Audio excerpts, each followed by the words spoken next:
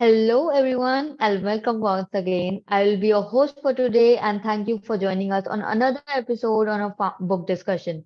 Here, Humans of Pharma by Pharmaceutical Academy is focusing on different pharma stories which are based on pharma career, one's pharma journey, current affairs, and the book discussion. Today, it's my pleasure to introduce our guest who is an executive coach, independent pharma marketing professional, and an author, Subba Rao Chaganti, sir. Sir has published 5 books on topics related to strategic planning, pharmaceutical marketing research, and writing. To name a few, these includes Handbook of Pharmaceutical Marketing in India, Compete or Forfeit, Strategies for Sustainable Competitive Edge in Pharma Product Patent Area, Pharmaceutical Marketing in India for Today and Tomorrow, Bullseyes and Blunders, Lessons from 100 Cases in Pharmaceutical Marketing, and Digital Pharma Marketing Playbook, Winning with the New Rules of Engagement. In addition to his published works, Subba Rao Sir has also developed a specialization in executive coaching, teaching, and writing. His expertise in these areas is the reason that he has become a respected voice in the pharmaceutical marketing industry. So, we are excited to have you with us today to discuss the books and share your insights on the variable range of topics proved to be very useful to everyone in pharma industry. Thank you, sir, for your presence. Thank you. Let's get this conversation started then. Here I go with the first question.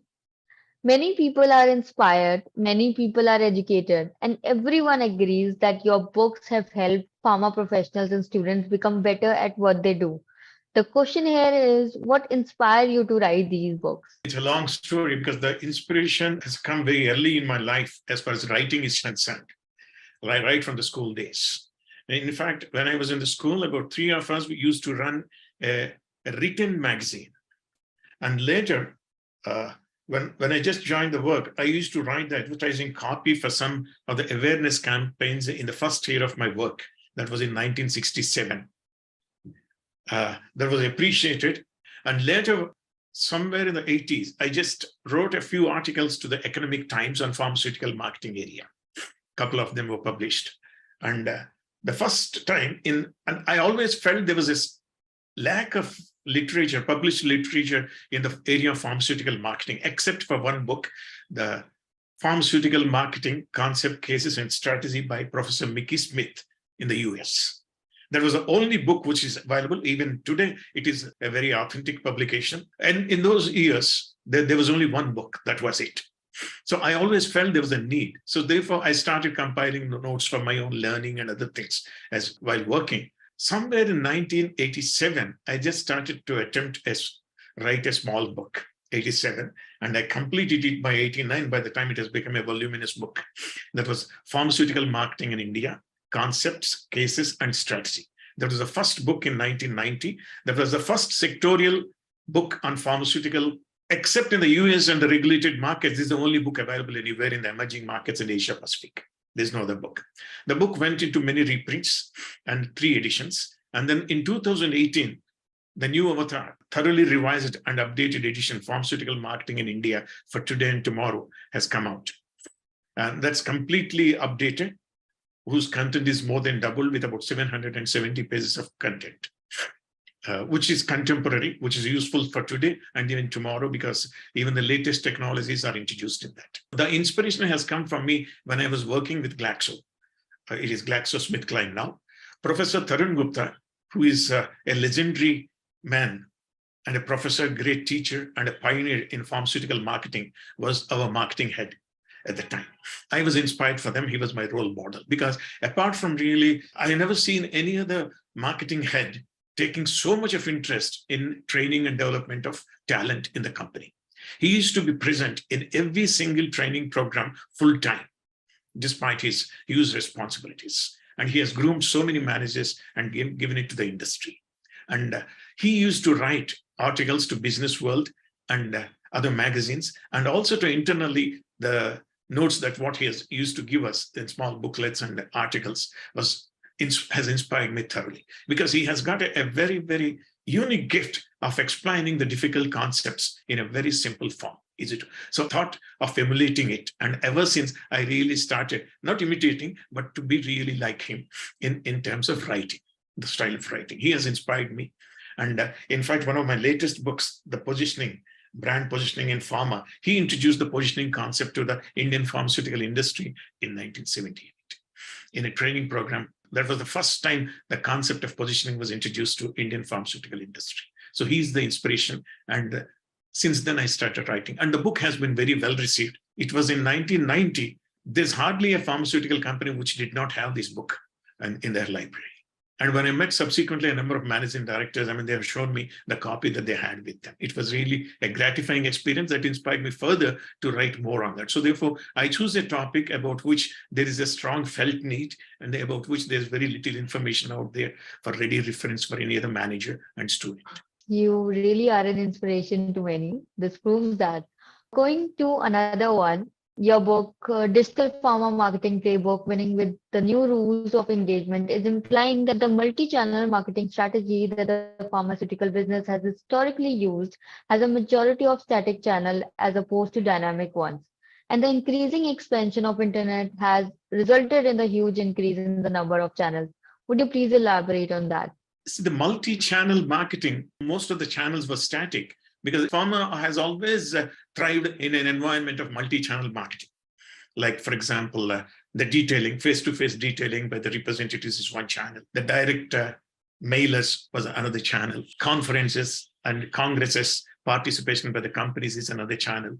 Conducting scientific symposia and meetings is another channel. Samples is another channel. So there are many channels in which pharmaceutical industry was really using it. And the internet explosion and the digital revolution have really led to proliferation of number of channels. It's not that all the channels are used by pharma, like the FMCG companies. It's not possible to, because of the highly regulated environment in which the pharma industry operates. But having said that, today it is multi-channel. Pharma has always been there. The new channels which are added are, like, for example, email marketing is what some pharma companies have started practicing, right? Website is the most important channel for most of the companies, because a website is a home for all the digital marketing activities for a pharma company. And then during the COVID times, many companies, even in India, have really used WhatsApp and then short messaging services, SMSs, as another channel. These are the ones, like, even though there are many other channels that are available, like all the channels are not being experimented or used, and while it is not also possible. But there's a basic, what is really happening is multi-channel. The current thinking is, and then what the big pharma has been practicing and a few Indian companies too are doing, is omni-channel. Multi-channel versus omni-channel. Multi is, of course, many we know, but omni, by the dictionary definition, means universal or all. So that what an omni-channel is, there are three basic differences between multi and omni-channel, even though there could be many. The basic difference is, in multi-channel, product is the center. It is product centric, because you really communicate or broadcast your product message across multiple channels to the customers. Whereas in an omni-channel, it is customer centric. All the channels are integrated to send a cohesive and integrated, consistent message through different channels. All the channels will have the similar message. Whereas in multi-channel, it is the maximization of the effectiveness in each channel. That's what the marketers look for. So therefore, multi-channel is something like swim lanes. So therefore, each channel, what are the tactics that you need to use? How really you maximize the effectiveness of? So they are operated in a channel by channel. So the messages could be different, which is suiting to that. Whereas in an omni-channel, it is integrated, continuous. The third difference is, it is a seamless experience in omni-channel, because seamless experience, we're all used to it now. So if you use really a book reader like Kindle, you can use it on any device you like. You can use it on your phone. You can use it on the laptop. You can use it on your tablet, even a Kindle device. So supposing you're reading and stopped at 120th page and then went out. And then you did not carry your laptop. You were reading on the laptop earlier. So you open your phone when you're waiting somewhere to really catch the reading. It opens exactly where you stopped. That's seamless experience for you. If you have stopped on 120th page, when you open on a different device, it starts where you stopped last time. And that's a very simple, fundamental experience as far as the seamless experience is concerned. How do you really translate that into the rest of the thing? Like, for example, if you're really purchased and if you really or buying any online thing. Where you stop your cart, you can open it at anywhere. It's continuous, it is consistent. So pharmaceutical marketing is concerned, this is also being practiced by some companies. So when you have an omni-channel experience, very often it goes hand in hand with what is called as a closed loop marketing. What is a closed loop marketing? Your representative is detailing to face-to-face with a physician. The doctor has shown some interest. So what happened is, today tablet detailing or iPad detailing is quite common because we have really moving from paper-based visual aids to tablet detailing. Even in India, many companies have started using the tablet visual aids. I'm not talking about the quality of the detailing and the quality of iPad at this time, but physical transition from a paper-based visual aid to a tablet-based visual aid. When you have a closed loop marketing, when you really use that platform, it records when your representative is detailing in the background, the software records what is the time the doctor is spending on each page or a slide or a particular thing. How much of time the doctor has spent on that is simultaneously as your detailing is going on is being recorded. Because the more time you spend on any visual means that you're showing more interest. That's a simple, direct indication of your interest level. You would pause it. You would surf if you don't like a visual, even if it is a TV channel. If it is interesting, watch more. So therefore, based on that, the doctor's interest level is calculated simultaneously, and then it is transmitted to the central processing unit of either the agency or the company, if the company has got the platform itself. So therefore, through artificial intelligence, what was the topic that was being discussed on that particular slide or on that particular page? So therefore, all related information, the latest references and any information that may be of interest to the physician is collated immediately for the next best action to be delivered by the representative or to be sent to the email or anything is calculated, and then it is sent accordingly, as we are talking about it. Now, this what happened is, for the call planning activity of the representative, it suggests what you need to really carry on the conversation in the next visit, whenever you're visiting, or if the doctor wants it, whether you need to send an email according to the doctor's preference, or send a printed article, or whatever he wants, it arranges for that. Either the product manager sends it or they suggest it to the representative. And sometimes even in the detailing, that particular slide deck opens. That's a closed loop marketing, which is a seamless thing, which requires big data analytics, artificial intelligence use, and the closed loop platform marketing. And this is the in thing, and many of the big pharma companies use it. And even a few Indian companies like Cipla, Dr. Reddy's, also use it in India. Because there's a misconception, all these high-tech strategies are only useful for the big pharma and not for the branded generics, is a misconception that many people may have. It is not that, it is the mindset that is important. This is the basic difference between omni-channel, closed loop, and multi-channel. Also, you provide examples of Bullseyes from the book Bullseyes and Blunders, lessons from 100 cases in pharmaceutical marketing, and give a brief overview of these successful brands. Both marketing professionals and students should consider the importance of studying marketing blunders, failures, and flops. To more about that, I, along with the spectators, would love to know about the title of the book. Yeah, that's a very interesting question, because somewhere in about 1987, I read a book with the same title, Bullseyes and Blunders, 24 cases of marketing successes and failures by Richard Hartley. The book was about burgers. I mean, because, hamburgers. I mean, the case studies that discussed are hamburgers, motorbikes, beer, and a few other products which are of general nature.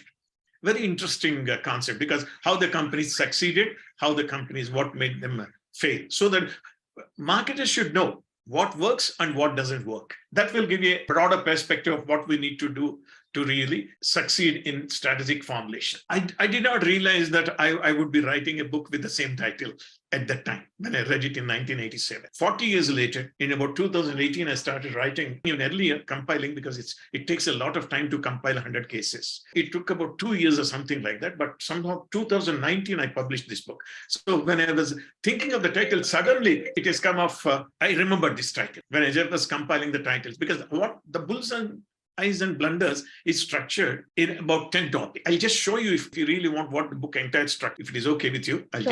Yes, sure. The topics covered are, because these are all very relevant to the pharmaceutical product managers and marketing managers. the pharmaceutical market, the pharmaceutical product, therapeutic leadership, product launch strategy, life cycle management, and pharmaceutical marketing practices, good and bad.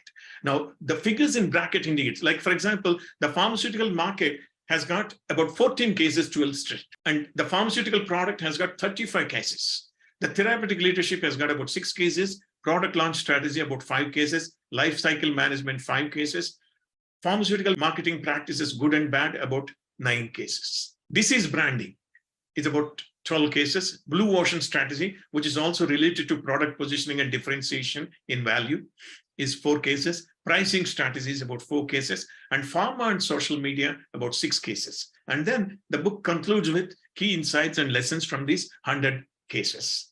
I mean, that is the basic structure. So the Bullseyes and Blunders fits the concept of the book like a glove. It hits the bullseye, because bullseyes is some of what made the pharmaceutical market successful, what strategies failed, and why. So that when I'm formulating a strategy, this information and knowledge at the back of my mind will help me to formulate winning strategies from my brands. I mean, that's the basic idea about this book. So, leading to the another one, Pharmaceutical Marketing in India for Today and Tomorrow, one of your books in the current environment of declining physician access, medical sales lessons, key opinion leader management, and key account management are the new methods for interacting with and developing deep relationships with physicians. Do you believe that such learning is lacking for us as pharma professionals? It is not that learning is lacking, is not what I would say.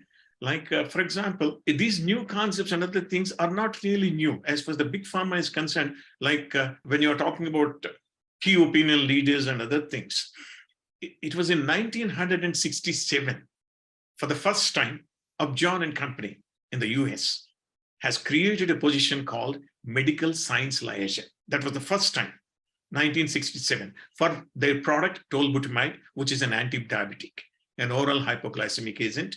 The brand name was Orinase.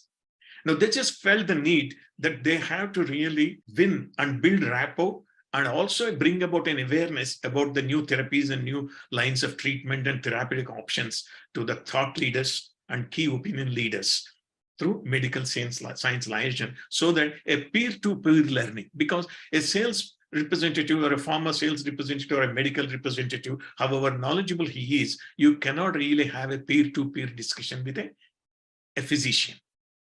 Whereas medical science liaison people are qualified doctors or PharmDs, which are doctorates in pharmacy, so that they are really perceived as equals in terms of knowledge and content.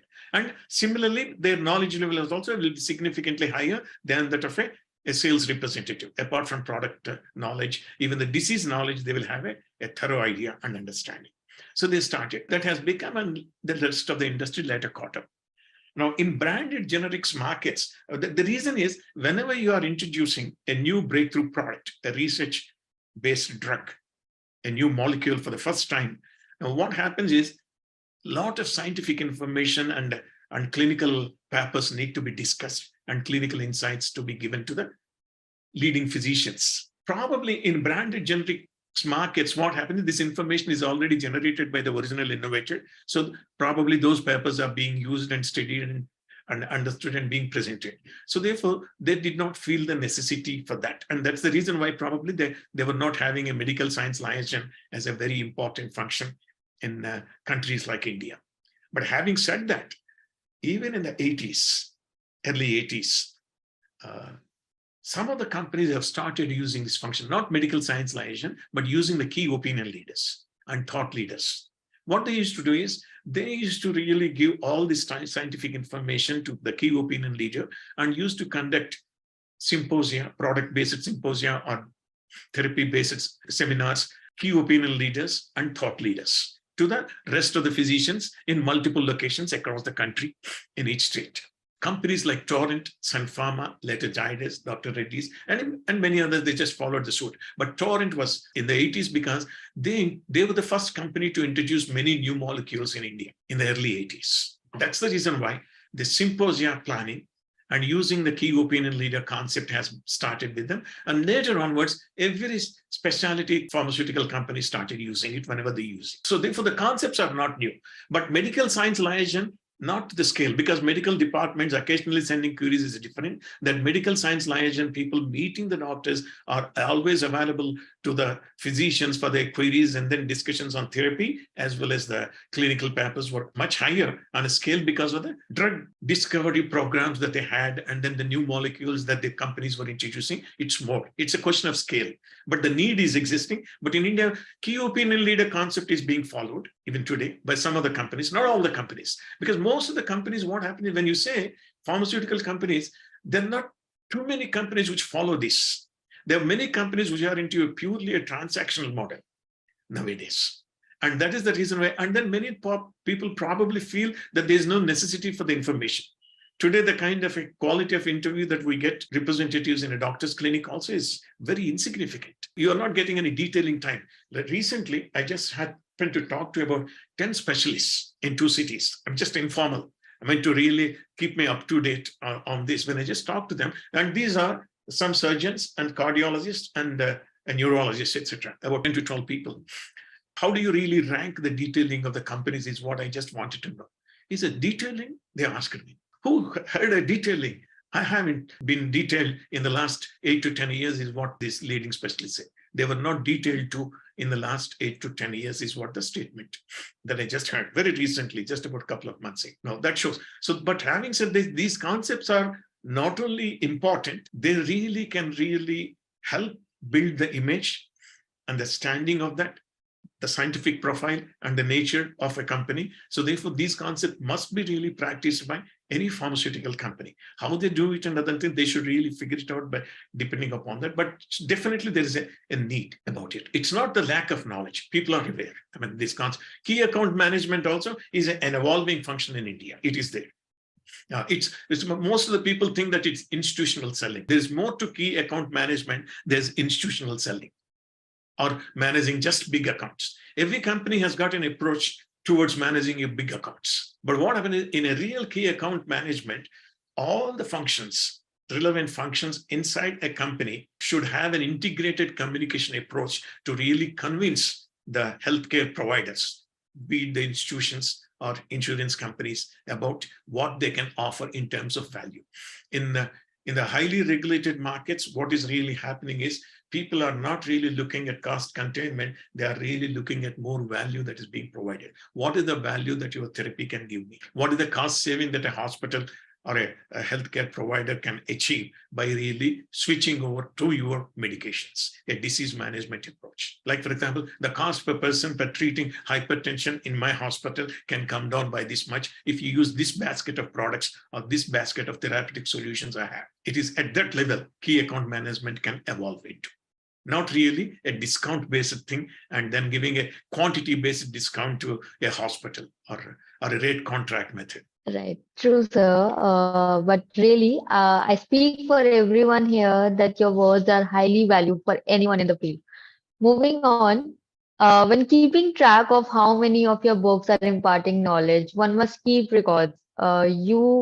Can you just give a brief summary of all your books, even though it seems impossible to do so in short period of time?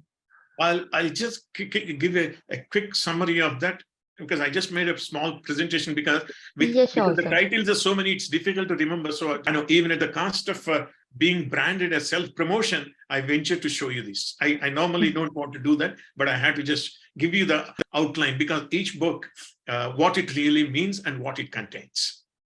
Now, it was first published in 1990, reprinted 10 times, revised 4 times, and the present edition is significantly updated contents. All the latest concepts are being discussed. And the first ever sectorial marketing in the Asia Pacific region, reviewed by, I had very gratifying experience, 2 eminent professors of marketing. One professor who's the late professor at Montreal University of Canada has reviewed it in Indian management way back in 1991. And later, a Harvard Business School chair professor has also reviewed that. It's in about 93. This is another book, which, of course, is not necessary now, but what happened, this has given me a tremendous, immense satisfaction. First published in 1999. And this is the first book to present 12 Indian pharmaceutical companies preparing for the post-product patent era. In 95, we signed the treatment, GA, General Agreement on Trade and Tariffs. We have been a signatory to that. And then we got a window of opportunity up to 2005 to implement product patents. So when you get into the product patents, what exactly would happen and how to really compete in a globalized pharmaceutical marketplace. So therefore, 12 Indian companies, how they are preparing, there's a detailed case study, this entire book. Most gratifying experience I had is two of the leading companies in about 2000 beginning. They had used this book as a background study material for all their functional heads, marketing, manufacturing, supply chain, R&D, and in a strategic retreat, and then discussed about the strategies and how they can really plan for the next few years. That was and then at that time, like the kind of a coverage of stock markets and the financial analysis of the pharmaceutical sector was not very much in practice at the time.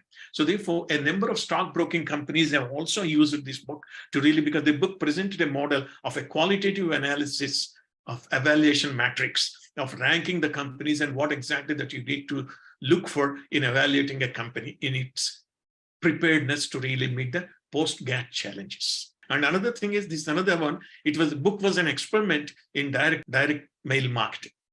The book was only marketed through the direct mail. About 1,200 mailers were sent, and probably the highest response rate has been recorded for this book, even when you compare with the direct marketing methods of even general products and FMCG companies. Out of 1,200 mail links, about 350 copies were sold by sending advance drafts for this book in those years. And then the who is who of the pharmaceutical industry have placed an order, and actually that's like an autograph book, the order bought it. The managing directors and some of the reputed companies, they just have taken this. This is a very satisfying year. And another professor, a Harvard written professor, has reviewed it in the Global Management Journal. And the book presents a template of 10 strategic elements essential to succeed in post-product patent era, tool to measure, monitor, and evaluate progress and rank. This is a sequel to that, because it's a kind of a progress report on the game plans for post-GATT era. About 30 Indian companies, how they have really been preparing. As can be expected, there have been some shift. Out of the 12 companies, some of the companies have progressed and some of the companies did not. And this is the first and only book even today to have 100 cases in pharmaceutical marketing in one single company. The Digital Pharma Marketing Playbook, first and only book which is available. It has got 101 cases of how the big pharma and some Indian pharmaceutical companies have been using the digital pharmaceutical marketing, including social media, social channels in their marketing strategies. So it's about 717 pages, a very exhaustive book covering the case studies and this. And actually what is important is the strategy of the pharmaceutical marketing is not changed, because pharmaceutical marketing means about patient should be at the center of that.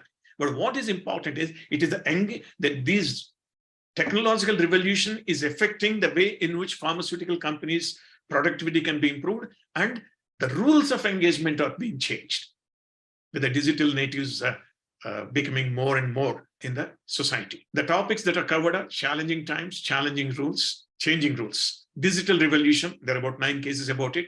Digital pharma marketing, about 54 cases to really see how the various companies are practicing this. Social media marketing, 38 cases, and digital transformation. This is Cracking the Generics Code, is another book which is the first and only kind, because in this what is really important is the first time in a single book where you have 18, you see there is always a war between innovative drug company and generics. Innovative drug companies do not want the generics to really come, because they want to really remain the patents to be evergreen. No generic should really invade into their turf. So there's a separate chapter on the turf wars, which discusses these strategies. So therefore, they have as many as 18 kind of defensive strategies by innovative drug companies who want to keep the generics at bay. As opposed to this, the generic players want to enter into the innovators drug market and generate their products much before the patent expiry. So there are 7 offensive strategies. These are all described in this. And in a way, this book also traces and probably gives the only book that gives you a history of generics, evolution of generics in a way, including the legal battles that they had. Now, this is the new book, which is about to be released. Next week, this should be available. There are 102 case studies that I have compiled. I mean, some of the case studies are repurposed, but there are total 102 case studies in this Reimagine Pharma marketing. Before really doing that, because for this particular Reimagine Pharma marketing, I have to really express the gratitude to three most important people from whom I have learned significantly and had the good fortune and privilege of learning directly under their tutelage. Grateful thanks to Professor Tarun Gupta, because he has been a great reimaginer, and the kind of strategies that what he has proposed and the strategic template he has given the pharmaceutical industry in the late 60s and early 70s is valid even today. Very, very insignificant changes are made. And he was very dissatisfied because it's not changed. I had also the great fortune of learning directly under late Professor Mitra, who has really elevated and created a new, he pioneered the prescription research, made it an integral part of the strategic pharma marketing. Mr. Dilip Sangvi, the founder and chairman of Sun Pharma, who has introduced me to the international marketing. And in fact, how it all started was, it was in about 1993 ending. He has just given me two. One is, because when we were about to think of expanding into the export markets and then the exploration of that, now he has given me Orange Book, which lists all generic products approved in the US, and an IMS report, which is equivalent of ours to AVOX data, syndicated data of the pharmaceutical products. And then these two books, and now try to really prepare a marketing opportunity analysis for us to enter the US generic market. This is the only. It has given me tremendous insights, because what happened is, with these I had to manually work, because there were no computer systems. This data was printed data. You can't manipulate the spreadsheet and then ever. So manually I had to calculate and then prepare a presentation. And he, myself, and then there's another consultant from the US.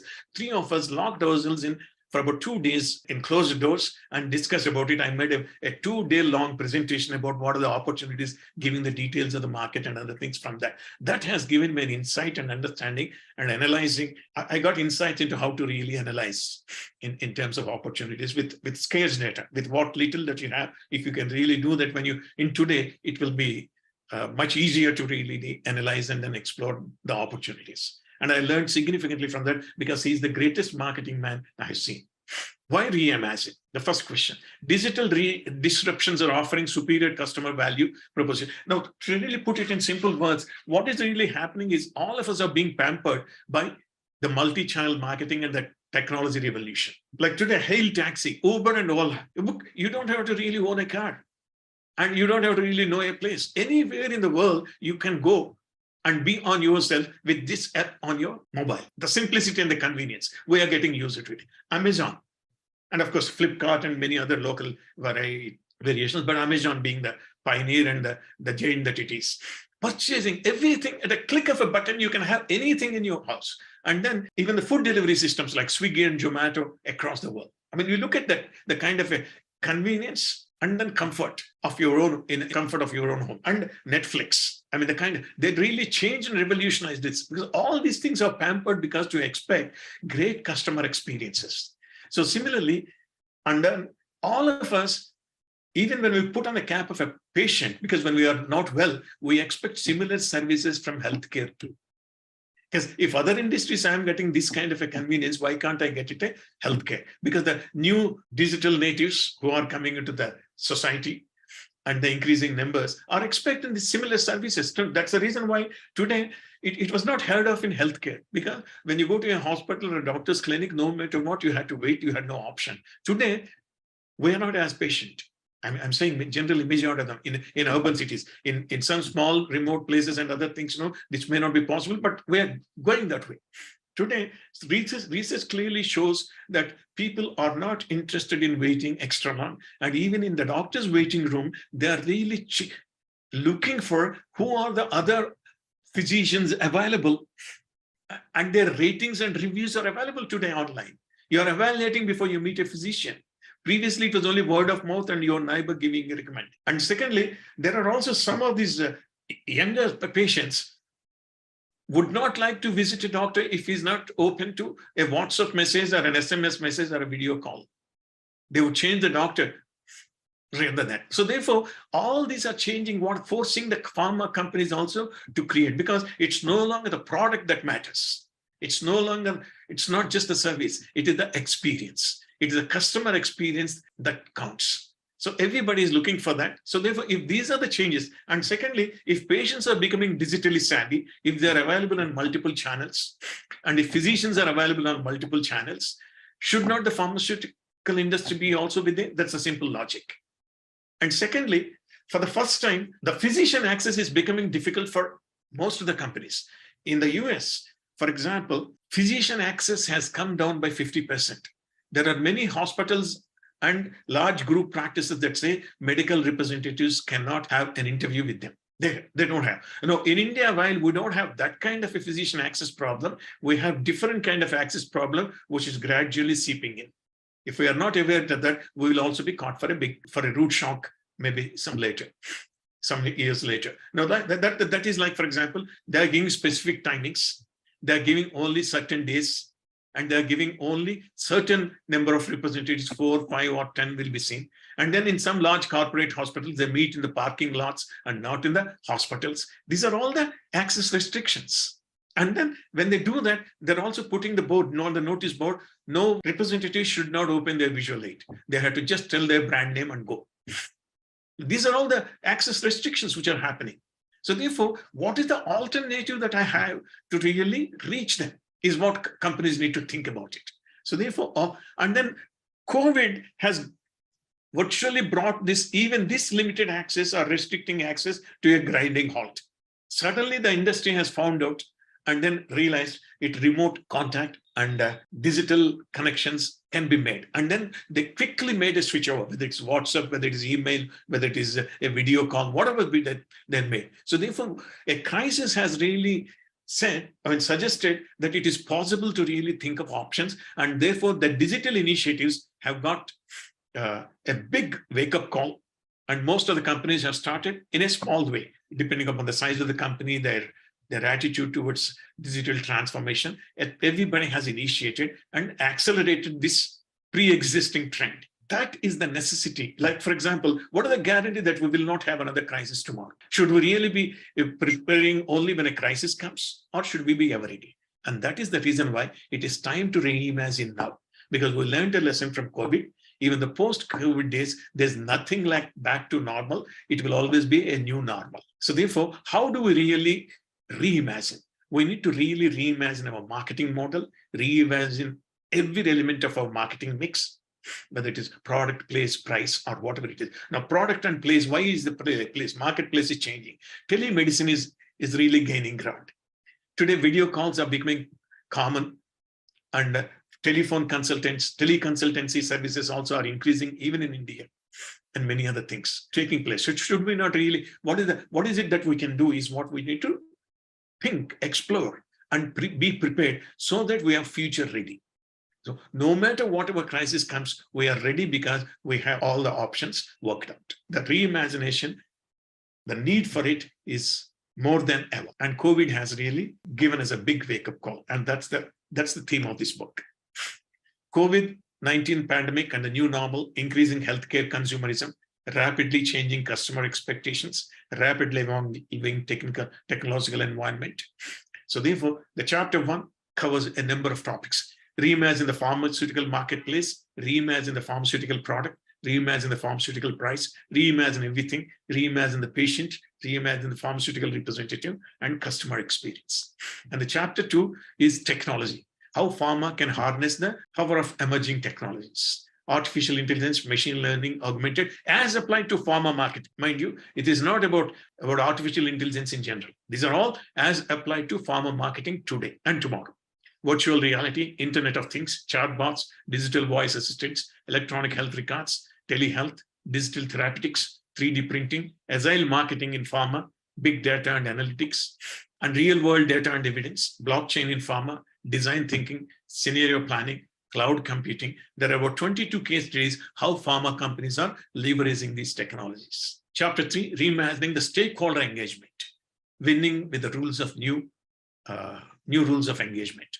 I mean, this is more taken from the digital pharma marketing playbook, and some essential tablet detailing, virtual engagement, webinars, website engagement, search engine marketing, email engagement, display advertising, mobile engagement, gamification, closed loop marketing, digital transformation, the future of health, future of pharma, future of marketing, a winner's checklist, and about 10 case studies, how the companies are really changing transforming their activities, including a couple of Indian companies. The epilogue is a very interesting thing because whether you've seen the movie Jaws, the Steven Spielberg's famous iconic movie, Jaws, which was released in 1976. This is an iconic dialogue which is most often quoted. You're going to need a big boat. So therefore, the shark, a big giant shark killer, has been affecting the lives of a small beach resort, small town. Now, so these people, when they went, but the owners of this boat for the shark hunting, they have been sent, the experts. The boat is very small, the shark is bigger. So you need a bigger boat because every time it has come and hit the boat and then they were not able to do anything about it. So therefore they ask, you're going to need a bigger boat, all right? So therefore this, in fact, a thought leader has written an article way back and I borrowed it from him. You need a bigger boat thinking as far as pharma is concerned. That's what it's a technology. It's what I mean today, technology, it's not, no, there's nothing like a technology business. Every business has become a technology business. We should understand and realize that. There's no business in which there is no technology involved.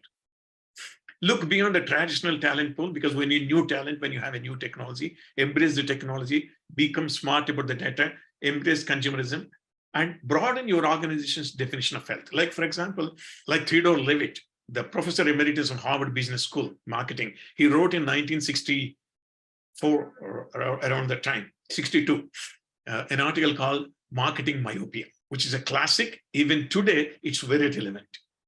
He just asked about it because what business are you in? You need to really redefine your business. You need to reimagine. So therefore, there's only one question what we ask is, because today, there are many high-tech companies which are coming into healthcare in an indirect way. Because to improve the customer experience, many of the high-tech companies like Amazon is coming into healthcare in a big way. Walmart, the giant retailer in the US, is coming in a big way.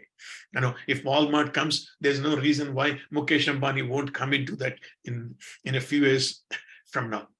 And then Google is coming into that. Apple is into that because the trackers, the Fitbit watch and the Apple Watch, many of them, the health trackers and their involvement into these are really indicators because they are all trying to improve the customer experience. So therefore, it's time for the pharmaceutical companies to define, are we really in the business of pill providers, or are we really a part of the evolving healthcare ecosystem where we want to improve the patient's experience? Which means they need to probably embrace these technologies and partner with these and probably much broaden their solutions more than the products.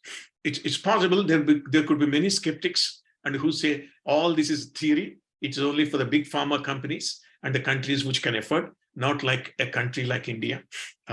So therefore, we are all branded generics. For all of them, I have only one thing to say in my defense. Think brand and not branded generics. The reason is, if you think branded generics, you have already commoditized your offering. How can you differentiate? Whether it is a branded generic or not, you have a brand. Generic means there are too many variants are available. So therefore, the need for differentiation is far greater for you than an innovator company, because you have to you may not be able to do it in the basic product itself and the molecule. So you have to really look at creating differentiation in any one of the elements of the marketing mix. Whether it is in the product, whether it is in the packaging, whether it's in the promotion, whether it is in your field force, whether it's in your service, quality of service, around the pill or beyond the pill, whatever that matters, that's what it is. So this is in a nutshell about this. And this is another book which is coming before in another week's time. This is the first book on brand positioning in pharma. There's a classic book on positioning by Jack Trout and All Rice, everyone knows, because it sold over more than 3 million copies worldwide. Now, that was in the 1980s. This brand positioning book is the first book which is dedicated to pharmaceutical brand positioning only, not the general. And there are about 52 case studies. Brand positioning, this is branding, drug repurposing and repositioning, framing, blue ocean strategy, and positioning in the digital age. What, why, and how of positioning. This is probably a comprehensive resource for the brand managers in pharmaceutical industry about positioning in pharmaceuticals. This is in a nutshell about the books till date. As soon as I complete one book and hand it over to the publisher, I really start working on another new book. And there's one more currently I'm working on, which should be April 2023 is what I'm targeting. That's another, that book could be very controversial. I'm just taking this opportunity to really sound that. The title of the book is Transactional to Transformational Marketing in Pharma, the Science of What and the Art of How. Yeah, great, sir. So this was a lot to us, but really appreciate you to giving such insightful words on your works. And though you have covered, my last question was about your work that was reimagining pharma marketing, make it future proof, your new work, which was about to be released, and you have covered it all. The book on global reimagining, the first and only one.